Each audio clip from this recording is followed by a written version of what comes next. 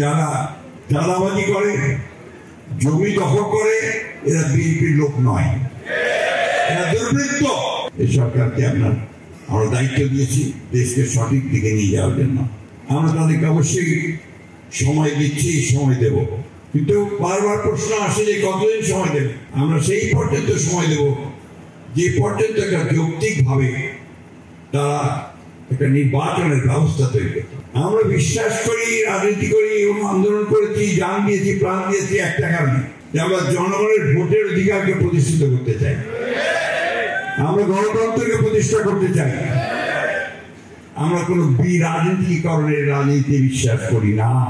আবার ওই -2 11 আমরা দেখতে চাই না। আমরা আবার ওই মৌলবাদ বা জঙ্গিবাদকে দেখতে চাই না। আমরা আবার সন্ত্রাসকে দেখতে চাই না। আমরা সত্যিকার অর্থে দেশে একটা সুস্থ, একটা উদারপন্থী গণতান্ত্রিক ব্যবস্থা দেখতে চাই। তার জন্যই আমরা তাদের হাতে দায়িত্ব দিয়েছি, যারা আমরা মনে করেছি যে এরা যোগ্য মানুষ, তারা কাজ করছেন। তবে যত দ্রুততার সঙ্গে সঠিকভাবে কাজ করার জন্য আমি আহ্বান জানাবো। আরেকটা কথা তাদের বলতে চাই, যে ভূতগুলোকে নিয়ে তারা জনগণের উপরে অত্যাচার, নির্যাতন, নিপীড়ন চালিয়েছে, যে দুর্নীতি করেছে, লুটপাট করেছে, সেই ভূতেরা কিন্তু এখন প্রশাসনের মধ্যে আছে। এই ভূতগুলোকে দূর করতে হবে, নাহলে আপনারা কোনো কিছুই করতে সক্ষম হবেন। আমি সবশেষে আবার আপনাদেরকে অনুরোধ করব যে আমরা ইনশাআল্লাহ কখনোই ব্যর্থ হইনি।